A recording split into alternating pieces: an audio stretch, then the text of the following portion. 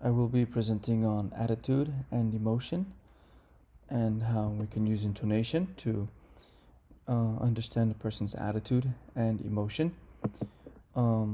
Before I start, well, what do I mean by intonation? Well, intonation is the rise and fall and rise and fall of pitch in a voice. My pitch goes up, my pitch goes down, my pitch goes up, my pitch goes down. So that's intonation. In a previous chapter, we learned intonation for lists. We learned that if the list is complete, the last example in the list has falling intonation. So for example, Niagara Falls is beautiful, powerful, and majestic. Today, we are going to learn that a speaker's emotion that we can learn about a speaker's emotion from the intonation of their voice. Before we start, let me tell you that I will read these two sentences. I want you to listen and tell me which sentence sounds excited and which sentence sounds disappointed. Both sentence 1 and 2 are the same. Just listen to the intonation. Number 1. I'm really surprised about that. Number 2. I am really surprised about that. So which sentence sounds like I'm excited? Well, of course, number 1. And which sentence sounds as if though I am a little bit disappointed? Well, of course, number 2. The reason for this is my intonation.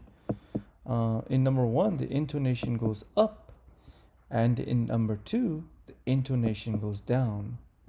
Let me read this one. I am really surprised about that. Number 2, I am really surprised about that. Okay.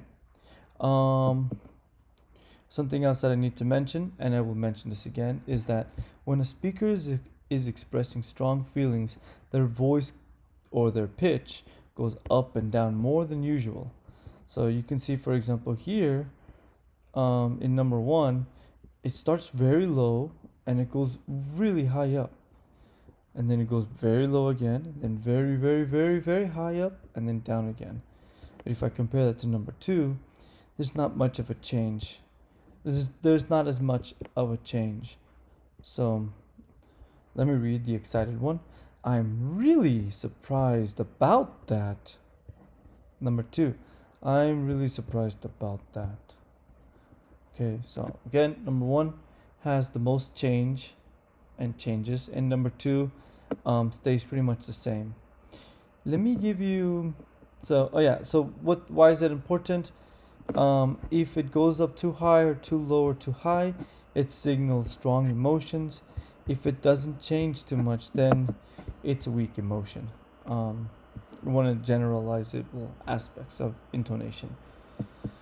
So let's talk about a chart with emotions. We have a statement, uncertainty, disinterest, enthusiasm, and disbelief. And I'm going to read these sentences in such a way that you can feel the person.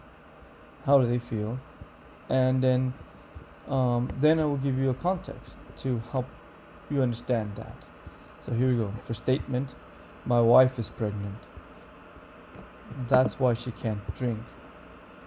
So for statements, no feeling, not angry, not sad, just a statement.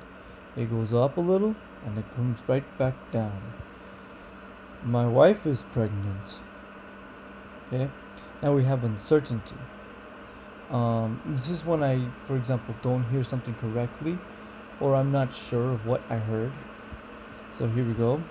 My wife is pregnant. Did I hear you correctly? Okay, so you can hear it goes up a little bit. My wife is pregnant. My wife is pregnant. Did I hear you correctly? Then we have disinterest. This means I'm not interested, I'm bored, maybe a little disappointed. It just means that whatever I heard doesn't impress me. So let's see. My wife is pregnant. So what? This is the fifth kid. See, it goes down. My wife is my wife is pregnant. So what? This is the fifth kid. And then we have the opposite, which is enthusiasm. And here we go. My wife is pregnant. This is our first child. See? My wife is pregnant. This is our first child. My wife is pregnant. This is our first child. And then we have disbelief. Okay, so it starts a little bit high up. My wife is pregnant, but she's 60 years old. Starts up, it comes down, and goes up again. My wife is pregnant, but she's 60 years old. So that's disbelief. So which one's strong? Which one's weak? Well, remember that when a speaker is expressing strong feelings, their voice goes up and down more than usual. Well, we have uncertainty and disbelief. Let's see which of these is a stronger emotion. My wife is pregnant. And then disbelief. My wife is pregnant. That's all the way up here. So which one's a strong one? Which one's a weak one? Uncertainty is weak, and disbelief is a strong one. It has bigger jumps. Okay? Let's see, that jumps way up. But for uncertainty, it doesn't really get that far high. It doesn't start high. It doesn't go as high. See, this one goes so high it even goes out of the line. Okay, so one more time. Uncertainty with weak intonation. My wife is pregnant. Did I hear you correctly? My wife is pregnant? Disbelief.